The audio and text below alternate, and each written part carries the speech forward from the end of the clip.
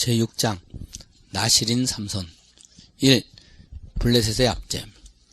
이스라엘 백성들이 다시 하나님 앞에서 악한 일을 행하여 하나님을 분노하시게 했습니다. 하나님은 그들의 죄값으로 이들을 블레셋 사람들에게 시달리게 했습니다. 블레셋 사람들이 40년 동안 이스라엘 사람들을 지배했습니다. 특별히 블레셋 족속과 인접한 지역에 살고 있던 단 지파는 괴로움이 더욱 심했습니다. 하나님께서는 이 단 지파에서 삼손이라는 지도자를 일으키셨습니다. 삼손의 아버지는 마노아였습니다. 그런데 그의 아내는 늙도록 아이를 낳지 못하는 사람이었습니다. 이들 부부는 아들을 위하여 오랜 세월 기도하고 있었습니다. 하루는 여호와의 사자가 그 여인에게 나타났습니다. 보라, 내가 본래 아이를 낳지 못하는 여인이었지만 이제 잉태하여 아들을 낳을 것이다. 그러므로 너는 포도주와 독주를 마시지 말고 더러운 음식을 먹지 마라. 내가 아들을 낳으면 그 아기는 머리를 자르지 말라. 그는 태어나면서부터 하나님께 바쳐진 나실인이 될 것이다. 내가 그의 힘으로 이스라엘 백성을 블레셋에서 구원하기 시작할 것이다. 천사를 만난 후에 이 여인은 그것을 남편 마노아에게 말했습니다. 그러나 마노아는 하나님이 자기 아내에게 아들을 주시겠다고 말한 것을 믿을 수가 없었습니다. 그래서 다시 하나님께 기도하여 자신도 하나님의 사자를 만나서 아들에 대한 확실한 예언을 듣게 해달라고 말했습니다. 하나님이 마노아의 기도를 들어주셔서 다시 마노아를 만나주셨습니다. 이렇게 하나님의 은혜로 태어난 아들이 삼손이었습니다. 삼손이 자라면서 그의 부모들은 그에게 삭도를 대지 않았습니다. 그리고 삼손을 하나님의 나실인으로 경건하게 키웠습니다. 태어나면서부터 머리에 삭도를 대지 않자 삼손은 여자들보다 머리가 길었습니다. 동네 아이들이 삼손을 놀려댔습니다. 삼손은 여자다. 여자래요. 여자래요. 어린 삼손은 마음에 큰 상처를 받았습니다. 그는 울면서 집에 돌아와 어머니에게 머리를 잘라달라고 떼를 썼습니다. 그럴 때마다 삼손의 어머니는 삼손에게 말해 주었습니다. 삼손아, 너는 여자이기 때문에 머리가 긴 것이 아니라 하나님의 나실인이기 때문에 이렇게 머리가 긴 거다. 하나님이 기르라고 명령하셨기 때문에 이렇게 머리를 길게 기르는 거다. 하나님의 말씀을 지키면 하나님이 항상 너와 함께 해주실 것이다. 삼손은 이 말에 힘을 얻고 동네 형들이 놀리는 것을 대항했습니다. 그런데 이게 웬일입니까? 덩치 큰 동네 형들도 삼손을 당하지 못하는 것이었습니다. 사람들은 차차 삼손이 하나님과 동행하며 하나님의 능력이 삼손과 함께 있다는 것을 인정하게 되었습니다. 삼손이 자라면서 하나님께서 삼손에게 많은 복을 주셨습니다. 삼손이 자랄 때 이스라엘 백성들은 완전히 블레셋의 지배 아래 있었습니다. 이때 블레셋 민족은 철기를 사용하기 시작했습니다. 이스라엘 사람들은 발달된 연장과 무기를 앞세운 블레셋 사람들을 당해낼 수가 없었습니다. 그래서 이스라엘 백성들은 블레셋 사람들의 종들처럼 그들 앞에서 굽신거리며 살았습니다. 2. 삼손의 결혼. 삼손은 자라면서 이스라엘 백성이 블레셋 사람들에게 굽실거리며 사는 것이 마음에 들지 않았습니다. 삼손은 성경을 읽으면서 이스라엘 백성들이 하나님의 택한 백성인 것을 알았습니다. 그리고 그는 하나님의 성령의 능력을 충만히 받았습니다. 살아계신 하나님을 만난 것입니다. 살아계신 하나님의 백성이 이방인의 지배를 받는 것을 이해할 수가 없었습니다. 그것은 하나님의 백성이 블레셋 사람과 싸우지 않기 때문이라는 것을 삼손은 알게 되었습니다. 삼손은 블레셋 사람들과 싸우고 싶었습니다. 그렇다고 무작정 싸울 수는 없었습니다. 그래서 시비거리를 만들기로 했습니다. 블레셋 사람들의 자존심을 건드리면 되는 것이었습니다.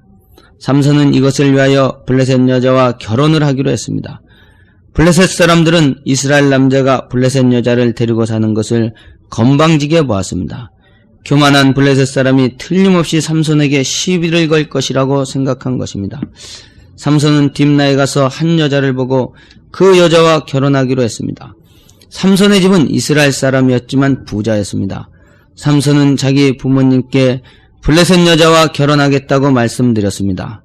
부모님은 기뻐하지 않았습니다. 삼손아, 이스라엘 여자들이 많은데 왜 하필이면 이방인 여자와 결혼을 하려고 하느냐? 그러나 삼손은 블레셋 사람들과 싸움을 걸기 위하여 이 여자를 이용하고 속여먹기 위하여 이 결혼을 꾸몄기 때문에 부모들이 삼손을 말리지 못했습니다. 삼손의 이 일은 잘못된 일이었습니다. 결혼과 가정은 그 자체가 목적이어야지 다른 목적을 이루기 위하여 이용되어서는 안 되는 것이었습니다. 삼손은 이를 통하여 전쟁하는 데는 성공했지만 블레셋 여인과의 결혼 경험이 결국 삼손이 후에 죄에 빠지게 되는 원인이 되었습니다. 삼손의 부모는 삼손과 함께 블레셋 여자의 부모를 찾아가 청혼을 하고 결국 결혼을 하기로 했습니다. 삼손이 딥나를 다닐 때 하루는 그가 길을 가는데 사자가 그에게 달려들었습니다.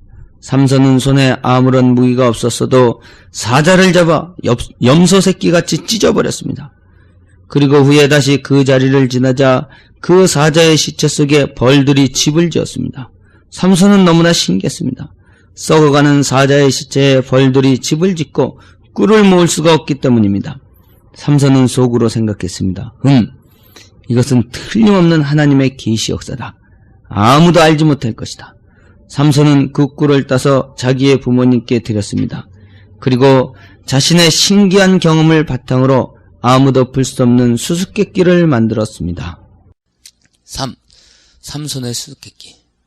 드디어 삼손이 결혼하는 날이 왔습니다. 삼손과 삼손의 아버지는 딥나 여인의 집에 가서 그곳에서 잔치를 베풀었습니다. 그 잔치는 7일 동안 열렸습니다.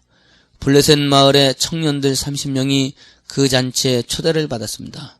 이들은 자기 마을의 처녀가 이스라엘 사람인 삼손에게 시집가는 것이 마음에 들지 않았습니다.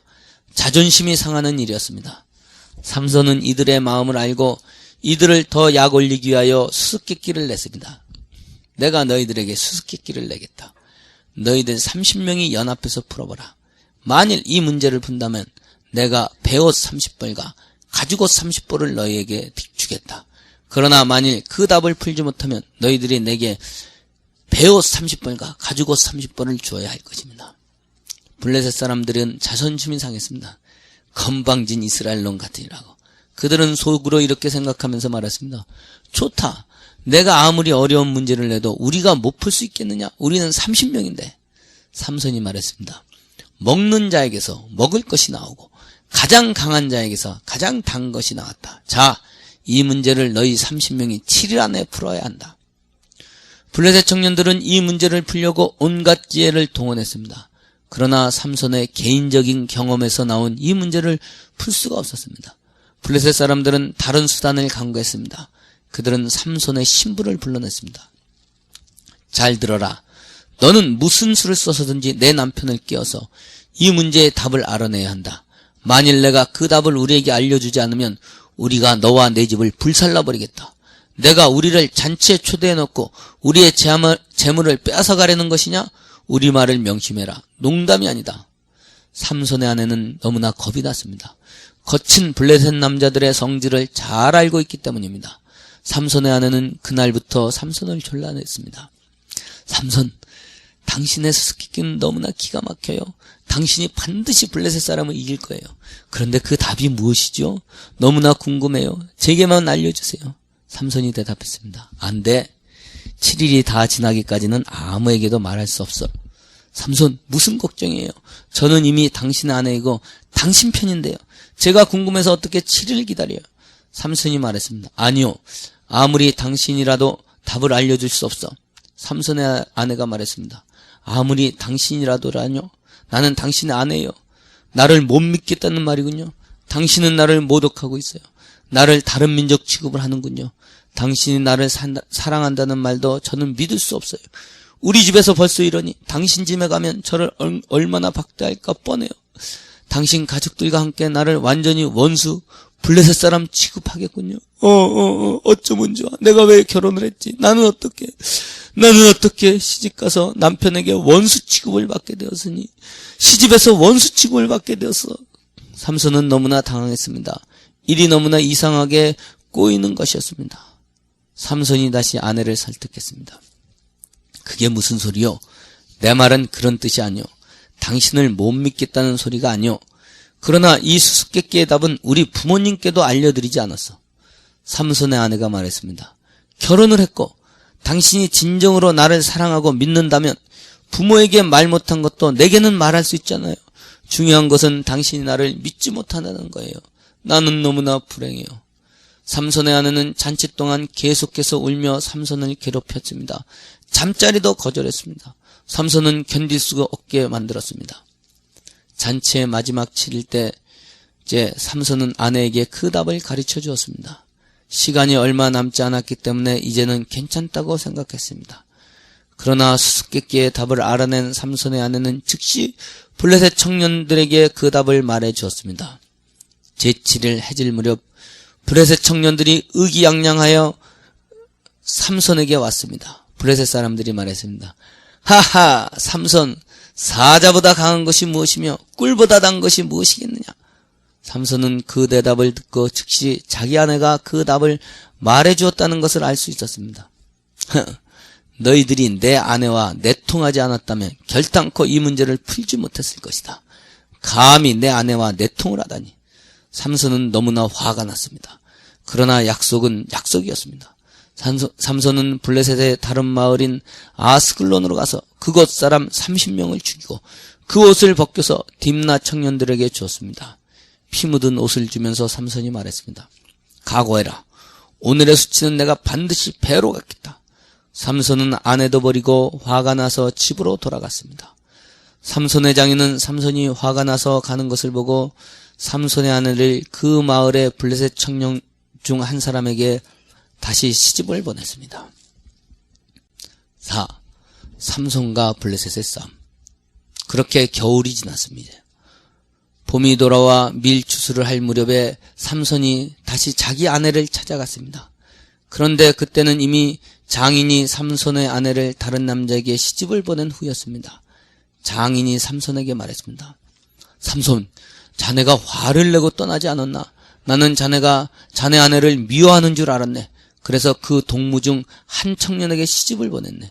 그의 동생이 더 이쁘게 생겼으니 그에게 다시 장가들게. 삼손은 그 말을 듣고 화가 많이 났습니다. 블레셋 놈들, 너희들은 개만도 못한 놈들이구나. 이제 잘 걸렸다. 내가 복수를 해도 너희들이 말하지 못할 것이다. 삼손은 집으로 돌아왔습니다. 그리고 여우를 잡기 시작했습니다. 삼손은 너무나 힘도 세고 빨랐기 때문에 삽시간에 300마리의 여우를 잡았습니다. 삼손은 잡은 여우들을 2마리씩 꼬리를 묶었습니다. 그리고 그 꼬리에 회를 하나씩 달았습니다. 그 회단 여우들을 블레셋 사람들이 곡식단 있는 곳에 가서 회에 불을 붙였습니다. 꼬리에 불이 붙은 여우들은 미친 듯이 달려 블레셋 사람들의 곡식단과 아직 배지 않은 곡식과 모든 과수원단을 다 살라버렸습니다. 블레셋 사람들이 소리쳤습니다. 불이야! 불! 불! 이게 무슨 일이야? 누가 이런 짓을 했느냐? 블레셋 사람들은 이 일이 삼손의 짓이라는 것을 알게 되었습니다. 삼손의 장인이 그의 아내를 다른 남자에게 주었기 때문에 삼손이 이 일을 한 것이다. 흥분한 블레셋 사람들이 딥나로 올라가서 삼손의 아내와 그 장인을 잡아서 불살라버렸습니다. 너희들 때문에 우리 밭이 다 불탔어. 너희 때문에 우리 가수원이 다 망가졌어. 너희도 당해봐라. 삼손은 이 소식을 듣고 블레셋 사람들을 더 공격했습니다. 내 장인과 아내의 원수를 갖겠다. 너희 마음대로 사람을 태워 죽이냐? 삼손은 혼자 블레셋 마을을 쳐들어가 자기 아내와 장인을 죽인 사람들을 다 죽였습니다. 그리고 그는 에담 바위에 숨었습니다. 드디어 블레셋 군대가 출동했습니다. 블레셋 군대가 이스라엘 유다 지방으로 왔습니다. 유다 사람들이 블레셋 군대에게 갔습니다. 우리가 당신들에게 조공을 잘 드리고 당신들 말을 거역한 것이 없는데 왜 군대를 동원하여 우리를 치료합니까? 우리는 삼손을 잡으러 왔다. 삼손의 죄를 갚아야 한다. 만일 삼손을 묶어오면 우리는 철수하겠다. 그리하여 유다 사람들은 삼손이 있는 에담바위로 갔습니다. 삼손, 너는 자기 생각만 하느냐? 우리가 블레셋 사람들의 관할 아래 있는 줄을 알지 못하느냐? 삼손이 대답했습니다. 블레셋 사람들이 내게 한 대로 내가 갚아준 것입니다. 유다 사람들이 말했습니다. 우리가 너를 잡아 묶어서 블레셋 사람들에게 넘겨주기로 했다. 삼손이 대답했습니다. 당신들은 나를 묶기만 하고 당신들의 칼로 나를 죽이지 않기로 하나님께 맹세할 수 있습니까? 유다 사람들이 말했습니다. 우리는 절대로 너를 치지 않겠다. 다만 너를 단단히 묶어서 넘겨주기만 하겠다. 삼손은 이 말을 듣고 순순히 밧줄로 묶였습니다. 유다 사람들은 삼손을 묶어서 블레셋 사람들에게 넘겨주었습니다. 삼손이 세 줄에 묶여서 오는 것을 보고 블레셋 사람들은 환호성을 질렀습니다. 그런데 그 환호성을 듣는 순간 삼손은 성령의 권능을 받았습니다. 삼손은 힘을 줬습니다. 그런데 이게 웬일입니까? 삼손이 힘을 주자 그를 묶었던 줄들이 그의 팔 위에서 불탄 삼실같이 끊어졌습니다. 삼손은 자기 옆에 떨어져 있는 나귀의 턱뼈를 손으로 잡았습니다. 삼손의 줄이 끊어졌다. 저를 죽여라. 블레셋 군대들은 삼손을 잡기 위하여 창과 칼을 가지고 삼손에게 달려들었습니다. 삼손은 이들과 싸웠습니다. 하나님의 능력으로 삼손은 1,000명의 블레셋 군대를 나귀 턱뼈로 때려 죽였습니다. 블레셋 사람들을 다 물리친 다음에 삼손은 하늘을 우러러보고 소리쳤습니다. 나귀의 턱뼈로 싸웠다. 나귀의 턱뼈로 싸웠는데 시체가 한 더미 두 더미 쌓여갔다. 내가 나귀의 턱뼈로 1,000명을 죽였다. 하하하. 삼손은 나귀의 턱뼈를 내어버리고 그곳 이름을 라맛레이라고 불렀습니다. 턱뼈의 산이라는 뜻입니다. 삼손은 너무나 목이 말랐습니다. 목이 말라서 정신이 혼미해졌습니다. 삼손은 불안했습니다. 목이 말라 여기서 쓰러지면 블레셋 사람에게 잡혀 죽고 말 것 같았습니다. 삼손은 하나님께 소리내어 기도했습니다. 하나님, 저를 살려주세요. 목이 말라 죽겠어요.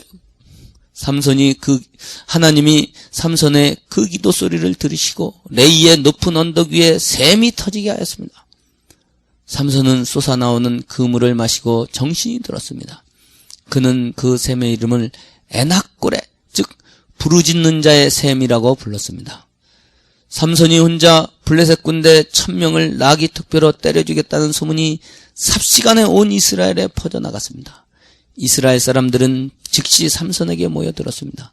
그들은 삼손을 자기들의 지도자로 받들었습니다. 삼손, 당신이 우리들의 지도자가 되어서 블레셋을 물리쳐 주십시오. 삼손이 말했습니다. 이제 블레셋 놈들이 오기만 하면 내가 혼내주겠습니다. 우리는 블레셋의 종이 아닙니다. 뭉쳐서 싸웁시다. 와, 삼손 만세, 이스라엘 만세, 여호와 만세. 이스라엘 사람들은 삼손을 사사로 삼고 블레셋을 대항했습니다.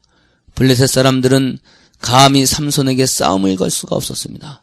그래서 20년 동안 블레셋 사람들은 이스라엘 사람들을 괴롭히지 못했습니다. 삼손은 20년 동안 이스라엘의 지도자 노릇을 했습니다. 5. 죄악에 빠진 삼손. 20년의 세월이 지났습니다. 삼손은 그동안 결혼을 하여 가정을 가졌습니다. 삼손도 이제는 중년의 나이가 되었습니다. 그런데 삼손은 젊어서 블레셋 여인을 가까이 한 경험이 있었습니다. 삼손은 이 죄악의 세력의 유혹으로 실수를 하게 되었습니다. 삼손은 육체의 정욕에 끌려 블레셋 가사로 갔습니다. 그곳에서 그는 몸을 파는 기생에게 들어가 그와 간음죄를 지었습니다. 삼손은 아무도 몰래 은밀히 죄를 짓고 돌아올 생각이었습니다. 그러나 하나님은 그것을 허락지 않으셨습니다. 삼손이 기생의 집에 누워있을 때 이미 원수 블레셋 사람들이 삼손이 온 것을 알았습니다. 블레셋 군대들은 일제히 그 집을 포위하고 성문 옆에 매복하여 기다렸습니다. 새벽이 되어 날이 새면 삼손을 활로 쏴 죽이려고 계획을 세웠습니다. 삼손은 밤에 일어났습니다. 그는 조용히 성문을 빠져나오려 하였지만 성문은 굳게 닫혀 있었습니다. 삼손은 자신이 죽음의 위기 속에 있는 것을 알게 되었습니다. 그는 성을 빠져나갈 수가 없었습니다. 그의 마음은 너무나 급했습니다. 그는 성문의 문짝과 설주와 빗장을 통째로 어깨에 메고 힘을 줬으니 예! 그런데 이게 웬일입니까? 성문의 설주와 빗장이 통째로 떨어진 것입니다. 삼손이 성문의 설주와 빗장을 통째로 빼내는 것을 보고 블레셋 군인들이 활로 삼손을 공격하려 했습니다. 삼손이 도망친다. 빨리 화살로 삼손을 쏴라. 삼손은 날아오는 화살을 막기 위하여 성문을 어깨에 메었습니다. 성문이 삼손을 보호해 줬습니다. 삼손은 성문을 등에 맨 채로 뛰기 시작했습니다. 블레셋 사람들이 말했습니다. 말을 타고 삼손을 쫓아가라. 삼손 앞으로 가라. 앞에서 화살로 삼손을 공격하라. 블레셋 군인들이 말을 타고 삼손을 앞질러 가려 했습니다. 삼손은 성문을 메고 달리기 시작했습니다. 말보다 빨리 달려야만 했습니다. 말이 자신을 앞서가면 화살을 맞을 수밖에 없기 때문입니다. 삼손은 힘을 다해 달렸습니다. 삼손을 따라오는 말도 힘을 다해 달렸습니다. 삼손은 그 성문 문짝과 설주와 빗장을 그대로 어깨에 맨 채로 60km를 뛰어갔습니다. 삼손이 지칠 때까지 쫓아가라. 화살로 저를 쏴라. 블레셋 군대들은 결사적으로 삼손을 추격하였습니다. 삼손도 힘을 다해서 도망쳤습니다. 삼손은 너무나 힘이 들었습니다. 죽을 지경이었습니다. 성문을 메고 60km를 달리는 것은 삼손이라 해도 힘겨운 일이었습니다. 이것은 삼손의 죄에 대한 하나님의 징계였습니다. 마침내 삼손을 쫓아오던 말이 지쳐버렸습니다. 블레셋 사람들은 더 이상 삼손을 추격하지 않았습니다. 이들은 포기하고 돌아갔습니다. 삼손은 자기가 메고 온 가사성의 성문을 헤브론 앞산에 던져버렸습니다. 블레셋 사람들은 다시는 삼손과 힘으로 맞설 생각을 하지 못했습니다. 한편 삼손이 블레셋의 성문을 통째로 메고 60km나 뛰어가서 헤브론에 버렸다는 소문은 삽시간에 온 이스라엘 경내에 퍼졌습니다. 그러면서 삼손의 죄도 알려지게 되었습니다. 이스라엘 사람들이 이 문제를 놓고 수군거렸습니다. 삼손이 블레셋 가사에 기생에게 갔다가 잡혀 죽을 뻔했다는 거야. 아닐, 이스라엘의 사사가 블레셋 기생에게 다닌다는 거야. 이것은 너무나 수치스러운 일이다. 삼손이 이스라엘 지도자 자격이 없다. 이스라엘 사람들은 저마다 한마디씩 했습니다. 특별히 삼손의 고향과 삼손의 집은 완전히 뒤집혔습니다. 삼손의 부인과 가족은 수치스러워서 거리에 다닐 수도 없었습니다. 삼손의 아내와 자녀들까지 삼손을 정죄했습니다. 삼손의 아내가 말했습니다. 여보, 당신 미친 사람 아니에요? 바람이 나도 정도가 있지. 국경을 넘어 블레셋 기생에게 갈 수가 있어요? 얼굴이 부끄러워 동네에 다닐 수도 없어요. 삼손의 자녀들도 너무나 부끄러웠습니다. 자존심 강한 삼손은 이러한 이스라엘 백성들의 정죄를 견딜 수가 없었습니다. 그는 자신의 죄를 문제 삼는 이스라엘 사회가 싫었습니다. 그리고 그의 가족들이 귀찮았습니다. 자기들이 내게 해준 것이 뭐라고? 내 힘으로 블레셋을 물리치며 살면서 나를 귀찮게 해. 삼손은 자신의 죄를 문제 삼는 이스라엘에 반발하여 완전히 집을 나가버렸습니다. 그는 가족을 버리고 민족도 버리고 국경선을 넘어 자신의 죄를 문제 삼지 않는 블레셋 지역으로 갔습니다. 그는 소라 골짜기에 있는 들릴라라는 기생의 집에 가서 아주 살림을 차리고 살아버렸습니다. 나는 내 힘만 있으면 되지 이스라엘의 누구의 도움도 필요 없어. 나 좋으면 좋은 거야. 삼손은 이렇게 생각하고 들릴라의 집에서 들릴라를 사귀며 살았습니다. 죄에 빠진 삼손을 누군가가 따뜻하게 감싸지고 그의 죄를 깨닫게 해주었다면 삼손이 이렇게까지는 되지 않았을 것입니다. 그러나 삼손에 대한 존경과 기대가 너무 컸기 때문에 이스라엘 사람들은 삼손의 죄를 용납할 수가 없었습니다. 연약하여 죄에 빠지는 것, 죄를 회개하지 못하고 도리어 자신의 자존심을 내세워 더 큰 죄에 빠지는 것, 또한 형제의 죄를 용납하지 못하는 것, 이 모든 것은 결국 원수에게 기회를 주는 것일 뿐입니다. 삼손이 죽은 후 삼손의 고향 사람들은 삼손을 아까워하고 목숨을 걸고 싸워 그의 시체를 걷어서 장사를 지내주었지만 그것은 이미 용서의 기회를 놓친 후회일 뿐이었습니다. 삼손은 가족과 화해하지 못하고 세상을 잊고 살기 위하여 정욕의 잠에 스스로 빠졌습니다. 그는 날마다 죄를 지으면서 살았습니다. 그러나 그를 무너뜨리려는 원수는 결코 가만히 있지 않았습니다. 6. 삼손과 들릴라. 블레셋 사람들이 은밀히 들릴라를 만났습니다. 들릴라, 너는 블레셋 민족이다. 삼손을 잘 깨어서 그 힘의 근원이 무엇이며 어떻게 하면 그 힘이 없어져서 삼손을 묶을 수 있는지 알아내라.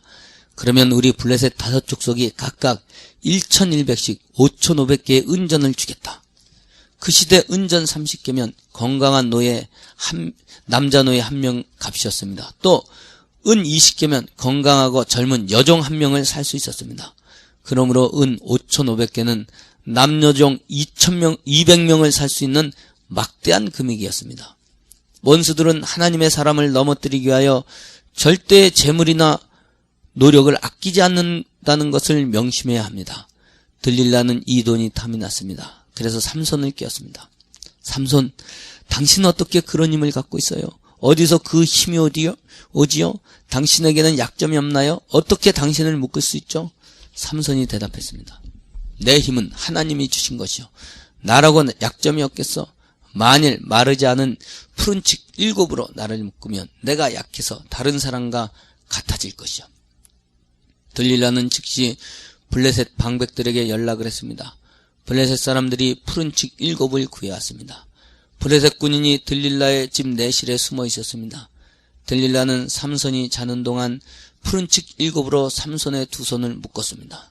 들릴라가 자고 있는 삼손을 흔들어 깨웠습니다. 삼손! 블레셋 사람들이 왔어요. 삼손은 그 소리를 듣고 벌떡 일어났어요. 블레셋 놈들이 어디 있어? 그 순간 삼손의 손을 묶었던 칡넝쿨이 불탄 삼실처럼 끊어졌습니다. 들릴라는 크게 실망을 했습니다. 삼손이 자신에게 거짓말을 했다는 것을 알았습니다. 들릴라는 삼손에게 따졌습니다. 당신은 나를 사람 취급도 하지 않는군요. 당신이 나를 얼마나 멸시하는지 알았어요. 나의 거짓말을 밥 먹듯 하는군요. 당신 입에서 나오는 말은 모두 거짓말뿐이군요. 당신이 나를 사랑한다는 말도 새빨간 거짓말이에요. 삼손이 말을 했습니다. 그렇지 않소. 나는 진심으로 당신을 사랑하고 있어. 들릴라가 말했습니다. 당신은 나를 완전히 바보 취급하고 있어요. 당신은 거짓말을 하면서 어떻게 나를 사랑한다고 말합니까? 당신의 힘의 근원을 이야기해보세요. 내게 정직하게 말해보세요. 삼손이 말을 했습니다. 들릴라, 너무 화내지 말고 내 말을 잘 들어요. 무슨 말을 들어요? 당신 말을 내가 믿을 수 있게 해주세요. 좋소. 내가 진실을 말하겠어. 만일 한 번도 쓰지 않은 세 줄로 나를 결박하면 나는 힘을 쓸 수 없을 것이요. 들릴라가 말했습니다. 정말이에요? 이번에는 저에게 정직하게 말씀하신 것이죠. 다음 날 들릴라는 쓰지 않은 세 줄을 구해서 삼손의 손을 결박하고 그를 흔들어 깨웠습니다. 삼손! 블레셋 사람들이 쳐들어왔어요. 삼손은 그 소리를 듣고 뻘떡 일어났습니다. 삼손이 일어나자 그 세 줄은 불탄 삼실같이 힘없이 삼손의 손에서 끊어져 버렸습니다. 들릴라는 화가 있는 대로 났습니다. 삼손, 당신은 역시 나를 가지고 노는 장난감 정도로 생각하는군요. 나를 이렇게 우습게 여길 수가 있어요. 삼손이 다시 말했습니다. 내가 이번에는 진실을 말하리라. 당신이 만일 내 머리카락을 배틀채에 넣어서 배를 짜면 나는 꼼짝도 못할 것이요. 7. 삼손의 고통. 삼손은 들릴라가 자신을 해치기 위하여 자신의 힘의 비밀을 알아내려 한다는 것을 잘 알고 있었습니다. 삼손은 자신이 지금 들릴라를 떠나야 하며 그녀는 자신의 원수라는 것을 알고 있었습니다. 그러나 삼손은 갈 곳이 없었습니다. 가족들도 고향에서도 자신을 받아주지 않을 것이 뻔했습니다. 자신의 방탕을 용서받을 길이 없어 보였습니다. 그렇다고 엎드려 회개를 하자니 자존심이 허락지 않았습니다. 삼손은 세상 만사를 잊고 싶었습니다. 그는 단지 육욕의 잠을 잠으로 죄책감을 면해보려 한 것입니다. 그러는 동안 파멸은 그에게 점점 다가오고 있었습니다. 들릴라는 다시 블레셋 군인을 내실에 숨겨놓고 삼손의 머리털을 직조틀에 넣어 단단히 짰습니다. 그리고 삼손은 전과 같이 깨웠습니다. 삼손은 이번에도 일어나서 직조틀의 바디와 위선을 다 쉽게 빼버렸습니다. 그의 힘은 여전히 그에게 있었습니다. 들릴라는 삼손을 더욱더 괴롭혔습니다. 당신은 내게 전혀 마음이 없어요. 당신은 나를 장난감으로 밖에는 취급하지 않는 사람이에요. 당장 이 집에서 나가세요. 나는 당신을 마음으로부터 사랑하는데 당신은 나를 희롱하고 이용하고 거짓말만 하는 사람이에요. 들릴라는 삼손의 마음을 더욱 번뇌하게 만들었습니다. 삼손, 나는 당신의 몸을 원하지 않고 당신의 마음을 원해요. 남자들은 육신의 정욕으로 여자를 사랑할지 모르지만 여자는 그 사람의 마음을 얻지 못하면 아무런 즐거움이 없어요. 당신의 마음은 두고 온 당신의 아내와 당신의 동족에게 있을 뿐이죠. 나는 놀이개일 뿐이죠. 아마 당신은 곧 나를 버릴 거예요. 들릴라는 날마다 삼손을 들볶았습니다. 삼손은 죽을 지경이었습니다. 삼손이 말을 했습니다. 아니요, 나도 마음으로 당신을 사랑하고 있어. 당신 옆에 있는 것이 좋아요. 그렇다면 당신의 사랑의 진실함을 보여보세요. 당신의 힘의 비밀을 내게만 알게 해주세요. 삼손은 드디어 들릴라 앞에서 하나님과의 약속을 실토했습니다. 들릴라, 나는 태어나면서 하나님께 드려진 나실이뇨. 하나님께서 내게 힘을 주시는 것이요. 나는 하나님께 나를 완전히 드리기로 태어나면서부터 약속이 되어 있었어. 나는 그 표로 하나님 앞에서 태어나면서부터 내 머리털을 한 번도 깎지 않았어. 만일 내가 내 머리털을 민다면 하나님과의 약속이 깨어져서 하나님의 능력이 나를 떠날 것이요. 들릴라는 삼손이 자신의 진심을 말한 것임을 알았습니다. 삼손 고마워요. 당신의 진심을 이제 알겠어요. 당신은 진실로 나를 사랑하는군요. 삼손은 들릴라가 자신을 알아주는 것이 너무나 고마웠습니다. 그는 들릴라와 정력의 잠에 잤습니다. 삼손이 잠이 들어있을 때 들릴라는 조용히 일어났습니다. 그래서 블레셋 사람들에게 편지를 보냈습니다. 삼손이 드디어 자신의 진심을 말했습니다. 이번 한 번만 저희 집에 오십시오. 블레셋 사람들은 들릴라와 약속한 은을 가지고 들릴라 집으로 갔습니다. 들릴라는 삼손으로 자기 무릎을 베고 자게 하고 칼을 가지고 삼손의 머리털을 조금 베어냈습니다. 그리고 삼손을 흔들어 깨웠습니다. 삼손이 힘이 없어진 것을 단번에 알 수 있었습니다. 들릴라는 삼손을 힘껏 흔들어 깨웠습니다. 삼손! 블레셋 사람들이 왔어요. 삼손은 깜짝 놀라서 뻘떡 일어났어요. 블레셋 놈들, 내가 혼내주겠다. 그러나 삼손은 하나님의 신이 자신을 떠난 것을 깨닫지 못했습니다. 블레셋 사람들은 삼손을 잡았습니다. 삼손은 아무리 힘을 써도 그들을 이길 수가 없었습니다. 삼손은 그때야 들릴라의 웃음소리를 들을 수 있었습니다. 허허허허, 어리석은 이스라엘 놈 같으니라고 정욕의 누님으로 자기 처자와 고향을 버리고 민족을 배반하더니 이제는 자기 하나님과의 약속까지 깨트렸구나. 허허허허, 삼손, 당신 덕에 나는 일평생 잘 먹고 잘 입게 생겼어. 이 많은 돈 좀 봐. 허허허, 고마워요 삼손. 삼손은 자신이 얼마나 어리석은 일을 했는지 그때야 깨달았습니다. 그러나 이미 때는 늦었습니다. 블레셋 사람들은 삼손을 자기 마을로 끌고 갔습니다. 그리고 뜨거운 인도로 삼손의 두 눈을 빼버렸습니다. 삼손은 두 눈을 인하여 한없이 고통을 받았습니다. 육신의 쾌락을 위하여 하나님을 배반한 삼손의 육체는 그 대가를 톡톡 치르게 되었습니다. 삼손은 몇 날 며칠을 그 고통 속에서 지냈습니다. 블레셋 사람들이 눈이 먼 삼손을 가사로 끌고 가서 노줄로 묶고 옥중에서 맷돌을 돌리게 했습니다. 이 맷돌은 당나귀나 소가 돌리는 것이었습니다. 삼손은 매를 맞아가면서 옥중에서 맷돌을 돌리며 사는 짐승 같은 신세가 되었습니다. 삼손의 머리털이 밀린 후에 다시 자라기 시작했습니다. 머리털이 자라면서 삼손은 자신의 죄를 하나님 앞에서 슬퍼했습니다. 하나님은 삼손의 심령에 다시 은혜를 주셨습니다. 8. 삼손의 복수. 블레셋 사람들의 우상 숭배 축제가 열렸습니다. 거대한 돌로 지어진 다곤 신전에는 수많은 사람들이 모였습니다. 그들은 우상에게 큰 제사를 드리고 술을 먹으며 노래를 부르고 있었습니다. 블레셋 사람들이 말했습니다.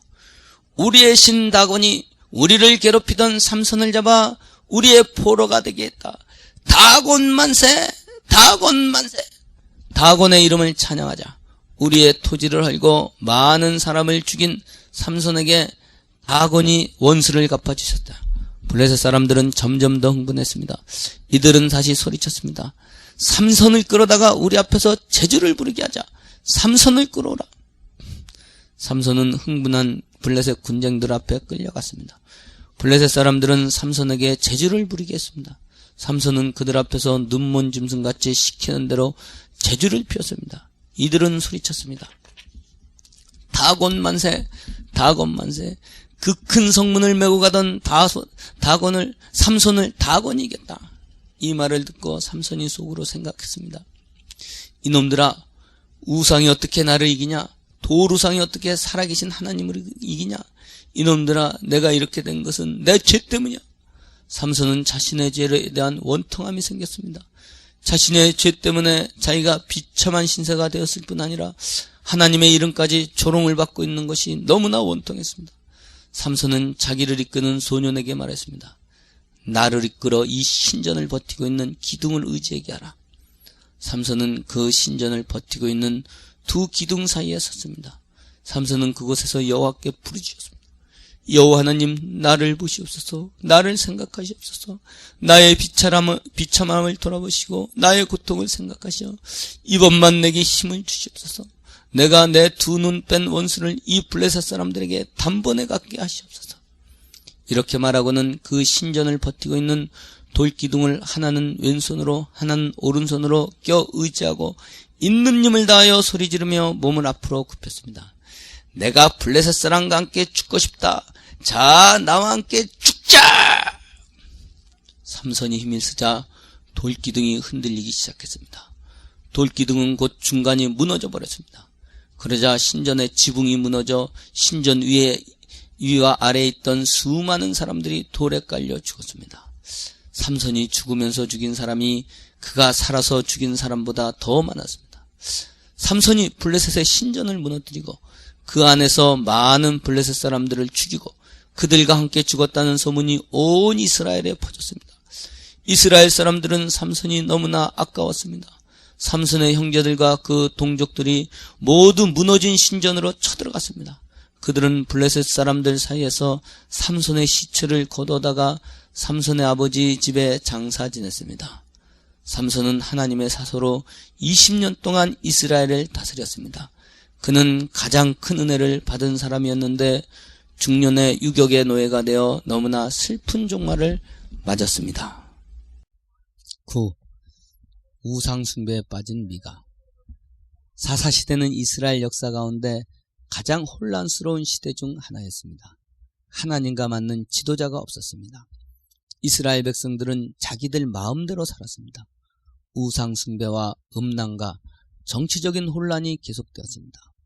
이 시대의 혼란상을 보여주는 상징적 세 가지 사건이 일어났습니다. 에브라임 산지에 미가라는 사람이 있었습니다. 이 사람의 어머니는 이스라엘에서 여관을 경영했습니다. 그리하여 큰 돈을 벌었습니다. 하나님은 율법의 이스라엘 사람들은 여관을 경영하지 못하게 하셨습니다. 각자의 집에서 나그네를 대접하게 하였습니다. 미가의 어머니는 돈에 눈이 어두워 하나님이 금하신 일을 했습니다. 그런데 미가가 자기 어머니 은을 1100개 훔쳤습니다. 미가의 어머니는 자기의 은을 훔친 사람에 대하여 저주를 했습니다. 미가는 그 소리를 듣고 곧 자신의 행위를 회개하고 어머니께 그 은을 돌려주었습니다. 미가의 어머니는 미가가 그 은을 돌려주자 자신의 저주를 후회하고 그 은 중에 200개를 은우상을 만드는 사람에게 주어서 자기 아들 미가를 위하여 은우상을 만들게 했습니다. 미가는 자기 집에 신당을 차리고 그 은우상뿐 아니라 이스라엘 제사장이 입고 있는 에봇도 만들어 놓았습니다. 그리고 옛날 야곱의 아내 라헬이 자기 아버지 라반의 집에서 훔쳐왔던 드라빔 우상도 만들었습니다. 그러므로 미가의 집에는 하나님의 제사장에 오신 에봇도 있었고 조상들이 섬기던 드라빔 우상도 있었고 또 미가가 새롭게 만든 은 우상도 있었습니다. 미가는 또 자기 마음대로 자기 아들들 중에 한 사람을 구별하여 신당의 제사장으로 세웠습니다. 유대 베들레헴 땅에 살던 한 레인이 있었습니다. 그는 하나님께서 정해주신 베들레헴을 떠나서 에브라임 산지를 떠돌아 다녔습니다. 그가 우연히 미가의 집에 들어가게 되었습니다. 미가가 그 사람에게 물었습니다. 넌 어디서 오느냐? 이 젊은이가 말했습니다. 나는 유다 베들레헴에 살던 레이 사람인데 더 살기 좋은 곳을 찾아 여기까지 왔습니다. 미가가 말했습니다. 당신이 레인이면 우리 집에서 제사장이 되라. 여기는 에봇도 있고 드라빔도 있고 은우상도 있다. 내가 우리 집에 제사장이 되면 우리가 1년에 먹을 것과 은열과 가죽옷 한 벌을 너에게 주겠다. 레위 사람은 이것이 하나님의 말씀과 너무나 맞지 않는다는 것을 잘 알고 있었습니다. 그러나 그는 미가가 주는 재물이 탐이 나서 자기 임의대로 미가의 집 제사장이 되었습니다. 10. 우상숭배에 빠진 단지파. 그때 단지파는 블레셋 사람들과 가나안 사람들에게 쫓겨서 자기 땅을 누리지 못하고 있었습니다. 단지파는 이스라엘 12지파 중 누구보다도 좋은 땅을 분배받았습니다. 그러나 이들은 그 땅에 사는 가나안 사람들을 쫓아낼 믿음이 없었습니다. 하나님이 정해주신 땅에 살 수 없게 되자 이들은 자기들의 힘으로 살 땅을 찾기로 했습니다. 그래서 단 지파는 5명의 용감한 용사를 보내어 갈릴리 위쪽의 땅을 정탐하게 하였습니다. 이 사람들이 에브라임 산지에 지날 때 미가의 집에서 유숙하게 되었습니다. 그들은 그곳에서 기도하는 레위 청년의 음성을 들었습니다. 이들이 물었습니다. 너는 누구냐? 이곳에서 무엇을 하고 있느냐? 이방의 우상을 섬기고 있는 것이냐? 이 청년이 대답했습니다. 나는 레위인이고 이 집의 제사장이다. 이 집에는 하나님의 제사장의 에봇도 있고 은우사장도 있고 드라빔도 있어서 없는 것이 없다. 단지파 사람들은 이 일에 굉장한 흥미를 느꼈습니다. 그렇다면 우리를 위하여 점을 좀 쳐주시오. 우리가 새로운 땅을 찾을 수 있을지 말해 주시오. 그 레위인 제사장이 말했습니다. 평안히 가라. 하나님께서 너희들을 인도해 주실 것이다. 단지파 사람들은 이 말에 용기를 얻어 길을 갔습니다. 이들은 이스라엘 북쪽의 라이스 지방에 이르렀습니다. 라이스 지방은 북방 시동 지방과도 멀고 그 주민들은 평화롭게 살고 있었습니다. 단지파 사람들은 고향에 돌아와서 자기 부족들에게 말했습니다. 우리 라이스로 갑시다. 그곳에 살고 있는 사람은 평화롭고 그들을 도울 사람도 없습니다. 우리가 여기서 매일 블레셋에게 당할 것이 아니라 그곳으로 이사를 합시다. 그리하여 단지파 사람들은 무장을 하고 북방으로 가족들과 함께 이주를 시작했습니다. 이들은 에브라임 지방을 지나다가 미가의 집에 이르렀습니다. 전에 땅을 탐지하러 갔던 사람들이 단지파에게 말했습니다. 이 집에는 에봇도 있고 은우상도 있고 드라빔도 있고 제사장도 있습니다. 우리 이 모든 것을 가지고 갑시다. 우리 지파의 신당을 차립시다. 그리하여 단지파 사람들은 무장한 600명이 지키는 가운데 미가의 집 신당을 다 약탈해 했습니다. 그리고 그 제사장에게 말했습니다. 자, 너도 우리와 함께 가자. 이곳에서 한 집안의 제사장 노릇하는 것보다 이스라엘의 한 지파의 제사장이 되는 것이 더 좋지 않겠느냐? 이 말을 듣고 그 제사장도 좋아했습니다. 이들은 미가 집안의 신당에 있는 에봇과 드라빔과 새긴 우상을 탈취하여 가지고 길을 떠났습니다. 얼마 후 미가의 집안 사람들은 단지파가 한 일을 알게 되었습니다. 그들은 이웃 사람들을 모아서 단지파를 추격했습니다. 미가가 소리를 쳤습니다. 거기 멈춰라! 단지파 사람들이 이 소리를 듣고 그 자리에 섰습니다. 단지파 대표가 말했습니다. 내가 무슨 일로 이렇게 많은 사람들을 모아왔느냐? 미가가 말했습니다. 무슨 일이냐고 이 뻔뻔스러운 놈들아. 너희가 우리의 신당을 다 털어가지 않았느냐? 단지파 대표가 말했습니다. 목소리가 너무 크다. 그 소리를 듣고 분노한 사람이 있으면 내 목숨이 위태로울 것이다. 단지파 사람들은 이렇게 말하고 뒤를 돌아 자기들의 길을 갔습니다. 미가와 이웃 사람들은 자신들이 단지파의 군대를 당할 수 없을 것이라는 것을 알았습니다. 미가는 눈물을 삼키고 집으로 돌아갔습니다. 미가 집에 우상을 훔친 단 사람들은 라이스 성을 침공하여 그것을 점령하고 성을 다시 쌓고 그 이름을 자기 조상의 이름을 따라 단이라고 했습니다. 그리고 미가의 집에서 잡아온 레인을 자신들의 제사장으로 삼고 우상을 섬겼습니다. 이 제사장은 모세의 증손자였습니다. 하나님의 성막이 실로에 있었지만 단 사람들은 새긴 신상 앞에서 제사를 드렸습니다. 이렇게 우상 숭배에 빠진 단 지파는 이스라엘 12지파 중에서 가장 먼저 멸망을 받아 이방의 포로로 잡혀갔습니다. 11. 이 시대의 도덕적인 타락. 사사시대는 도덕적으로도 매우 타락한 모습을 보였습니다. 음란과 강포가 충만했습니다. 에브라임 산지 구석에 사는 레위 사람이 유다 베들레헴에 사는 사람의 딸을 첩으로 취했습니다.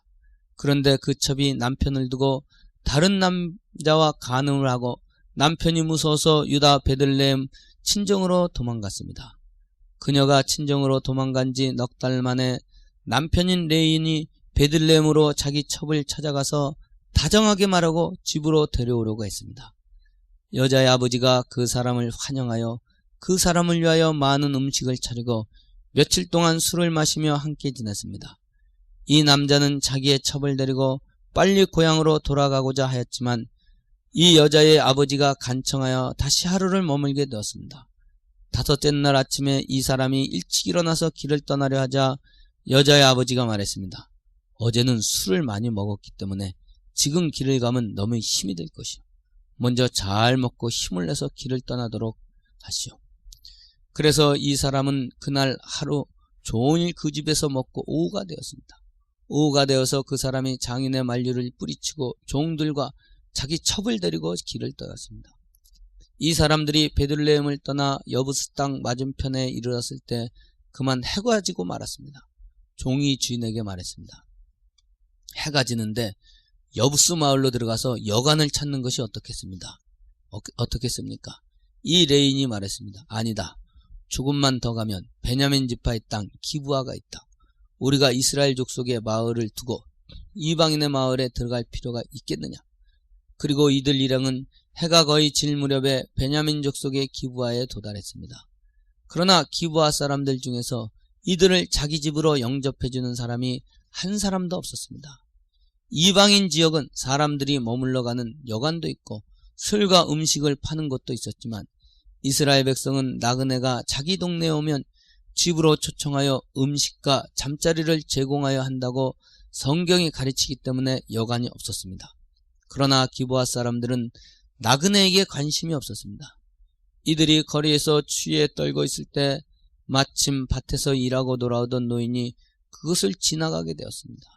이 사람은 기브아 사람이 아니고 에브라임 산지의 사람인데 기브아에 임시로 머물고 있는 사람이었습니다. 이 사람이 나그네를 보고 물었습니다. 당신은 어디서 오며 어디로 가는 사람입니까? 그 사람이 대답했습니다. 나는 유대 베들레헴에서 에브라임 산지로 가고 있는 사람입니다. 나는 원래 에브라임에 사는 레인입니다. 우리가 베냐민 기브아에 이르렀지만 우리를 자기 집으로 영접하는 사람이 한 사람도 없습니다. 우리는 우리가 먹을 양식과 짐승들이 먹을 집과 보리를 가지고 있습니다. 우리를 집으로 초대해도 큰 피해를 입히지는 않을 것입니다. 그 노인이 이 소리를 듣고 말했습니다. 안심하십시오. 이제 보니 내 고향 사람입니다. 우리 집에 양식이 있고 또 질방도 있으니 우리 집으로 갑시다. 그리하여 레인 일행은 노인의 집에 가서 발을 씻고 노인과 함께 먹고 마셨습니다. 그들이 오랜만에 고향 사람을 만나 즐겁게 시간을 보내고 있는데 기브아의 불량배들이 그 집을 포위했습니다. 그들은 노인의 집 문을 두드리면서 소리쳤습니다. 이봐! 당신 집에 오늘 저녁에 들어온 사람들을 이리 끌어내! 그 남자가 귀티나게 생겼던데 우리가 그와 한번 즐겨야겠어. 기브아 불량배들은 옛날 소돔 사람들처럼 동성연애에 빠져 있었습니다. 지나가는 남자들을 잡아서 음란한 짓을 하는 것이었습니다. 집주인이 밖으로 나갔습니다. 형제들아, 그러면 안 된다. 그 사람은 하나님을 섬기는 레인이다. 그런 악을 행하면 안 된다.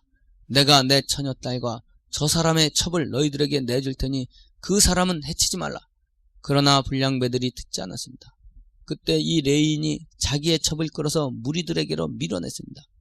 이 불량배들은 이 레인의 첩을 끌고 가서 밤새도록 성폭행하고 욕보이다가 새벽 미명에 놓아주었습니다. 동이 틀 무렵 이 여인이 기어서 자기 남편이 머무는 집 앞까지 와서 그 집 문에 엎드려져 죽었습니다. 아침에 이 레인이 일어나 다시 길을 떠나려고 하는데 그 집 문 앞에 자기 첩이 엎드려 죽어 있었습니다. 그는 시체를 나귀에 싣고 집으로 돌아왔습니다. 집으로 돌아온 그는 그 여인의 시체를 마디마다 찍어 12조각으로 만들어 이스라엘 모든 지파의 지도자들에게 보냈습니다. 이 시체가 도달하는 곳마다 이스라엘 민족들이 크게 통분이 여겼습니다. 이게 무슨 일이냐? 하나님의 백성인 이스라엘 가운데 이런 일은 처음이다. 우리 모여서 의논하고 처리하자. 12. 내전의 시작. 그리하여 모든 이스라엘 백성들의 대표들이 미스바로 모였습니다.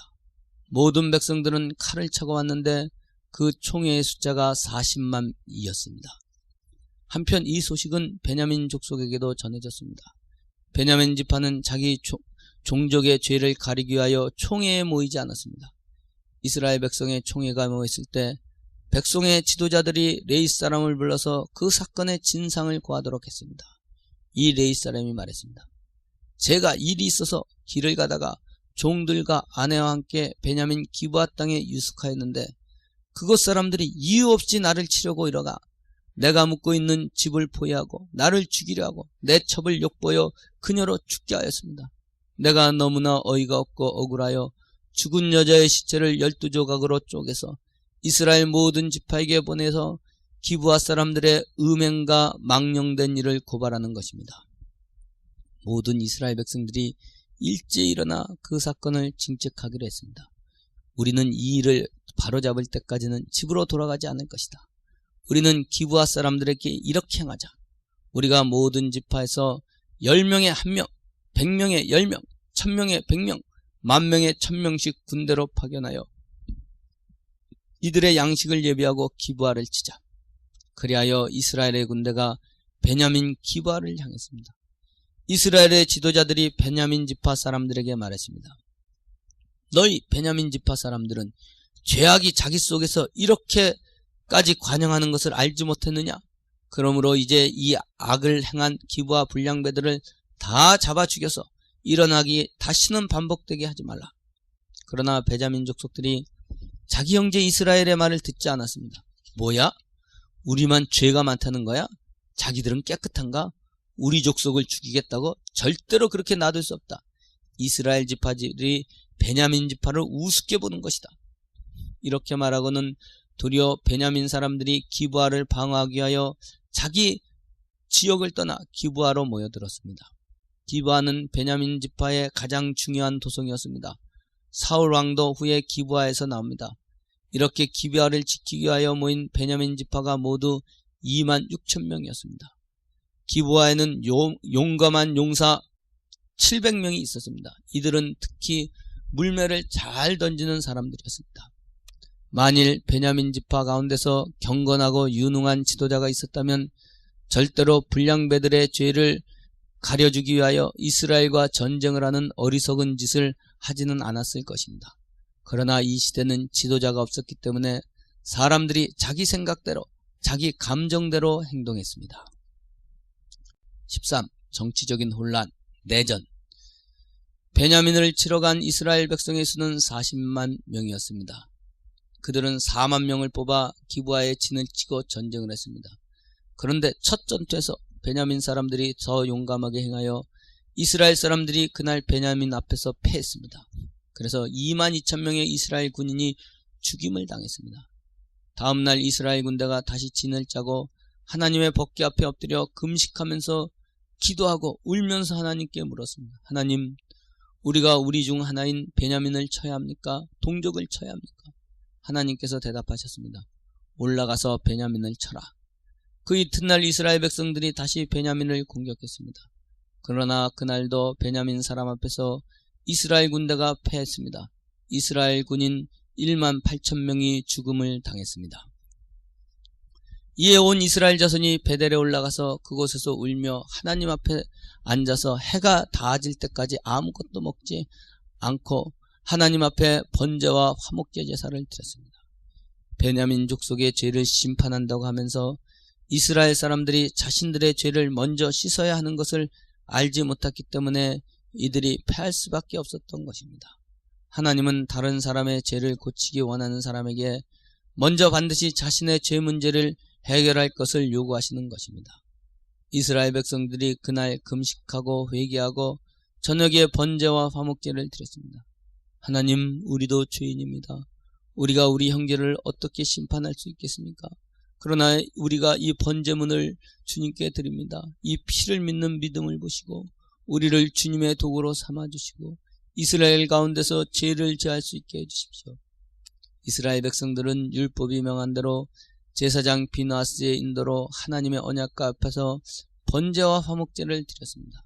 그리고 우림과 둠밈을 갖고 있는 제사장 앞에 다시 물었습니다. 우리가 다시 나가서 우리의 형제 베냐민과 싸워야 합니까? 아니면 그만둬야 합니까? 하나님께서 대답하셨습니다. 올라가서 싸워라. 내가 그들을 내 손에 붙여주겠다. 다음날 이스라엘 군대들은 기브아 사면에 군대를 숨겨두었습니다. 그리고 선봉대가 다시 기브아로 쳐들어갔습니다. 베냐민 사람들은 두 번의 승리에 고무가 되어 자신감을 얻었습니다. 그들은 이스라엘 군대를 쳐서 전날과 같이 30명가량을 죽였습니다. 이스라엘 백성들은 거짓으로 패하여 도망했습니다. 자신감을 얻은 베냐민 사람들은 성문을 활짝 열어놓고 큰 길까지 이스라엘 군대를 쫓아갔습니다. 이스라엘 사람들은 가장 싸움을 잘하는 1만 명을 선발하여 두었다가 쫓아오는 베냐민 군대와 싸움을 하게 하였습니다. 베냐민 사람들이 강했지만 이스라엘에서 선발된 1만 명을 당할 수는 없었습니다. 그리고 숨어있던 군대들은 일제히 기브아 성으로 쳐들어갔습니다. 싸움이 매우 맹렬하였고 하나님께서 베냐민 족속을 이스라엘 앞에서 패하게 하셨습니다. 기브아 성을 쳐들어간 군대는 기브아 성을 쳐서 파하고 온 성에 불을 질렀습니다. 또 도망하던 이스라엘 백성들도 돌이켜 베냐민과 싸우기 시작했습니다. 베냐민 사람들은 자신들이 포위되었고 성은 불타버린 것을 알고 사방으로 흩어져 도망하려 했습니다. 그러나 그들은 피하지 못하고 다 칼에 엎드려져 그날에 2만 5천 명이 죽임을 당했습니다. 베냐민 사람 중에서 오직 600명만 광야로 도망가서 림몬 바위에 있는 동굴에 숨었습니다. 이스라엘 군대들이 이들을 내버려두고 베냐민 모든 성읍을 치고 모든 가축을 죽이고 성읍마다 다 불사르고 남아있는 여자들과 아이들까지 다 죽였습니다. 14. 제사의 중요성. 베냐민을 완전히 멸망시킨 후 이스라엘 사람들은 다시 미스바로 모였습니다. 그리고 그들은 온 민족이 하나님 앞에 이렇게 맹세하였습니다. 음란과 동성연애에 빠졌을 뿐 아니라 죄인을 옹호한 베냐민 족속은 하나님께 저주받아 완전히 멸망한 가나안 백성과 같은 사람들이니 절대로 이들에게 딸들을 시집 보내지 않겠다. 이 맹세를 하고 이스라엘 백성들은 다시 베델에 모였습니다. 그들은 그곳에서 저녁 때까지 하나님 앞에서 대성통곡하였습니다. 하나님, 이스라엘 백성이 어떻게 이렇게 되었습니까? 우리가 하나님의 은혜로 이집트에서 해방된 사람들인데 이 안식의 땅에서 죄를 이기지 못하여 한 지파가 완전히 멸망을 받았습니다. 하나님, 우리가 어떻게 해야 하겠습니까? 우리가 어쩌다가 죄 앞에 이렇게 힘없이 무릎을 꿇었습니까? 그날의 죄에 대한 슬픔과 회개로 지낸 백성들은 다음날 다시 하나님 앞에 단을 쌓고 번제와 화목제를 드렸습니다. 주님, 우리가 제사를 드리지 않아서 죄를 이기지 못했습니다. 번제와 화목제는 그리스도의 십자가의 대속을 보여주는 것입니다. 그것은 하나님 앞에서 죄인의 모습을 보여주는 것입니다. 깨끗하고 정결한 짐승이 백성의 죄를 지고 하나님 앞에서 목이 잘리고 가죽이 벗겨지고 그 뼈들이 다 발라졌고 내장의 똥까지 다 드러내지고 물로 씻어진 다음 불로 태워지는 것입니다. 이 제사를 드릴 때마다 제사를 드리는 사람은 죄를 무서워하고 죄를 아파하게 되는 것입니다. 우리가 그리스도의 십자가를 항상 생각해야 할 이유가 제사를 드리는 것과 같은 것입니다. 그리스도의 십자가를 잊지 않고 그 십자가의 눈물을 항상 갖고 있는 사람은 세상에서 죄를 이길 수 있는 것입니다. 제사를 드리고 이스라엘 백성들은 다시 말을 했습니다. 지금 이스라엘 백성들 중 이 총회에 오지 않은 사람이 있느냐? 이 거룩한 제사에 참여하지 않은 집 하나 가족이 있으면 그들은 반드시 죽어야 한다. 이스라엘 총회는 모든 지파를 그 가족대로 기소하였습니다. 그런데 길랏 야베스에서 한 사람도 오지 않았습니다.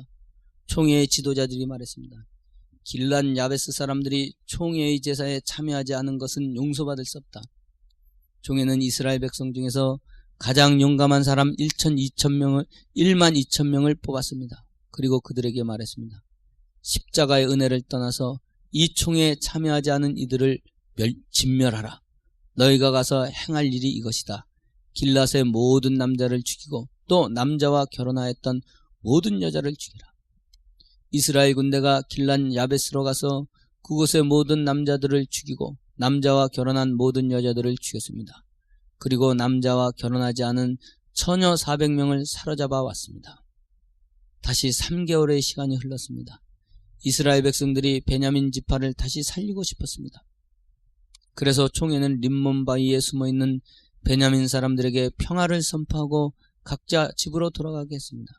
그런데 이들은 가족들이 하나도 없었습니다. 다 멸망을 당했습니다. 그리고 이스라엘 모든 지파가 이들에게 딸을 주지 않기로 맹세하였습니다. 이스라엘 장로들이 모여서 의논하였습니다. 길랏 야베스에서 잡아온 처녀 400명을 베냐민 사람들에게 아내로 주어 이들이 다시 가정을 이루고 지파를 일으키게 해야 할 것이다. 그리하여 이스라엘 자손 베냐민 지파의 남은 사람들에게 길르앗 야베스 처녀들을 아내로 주었습니다.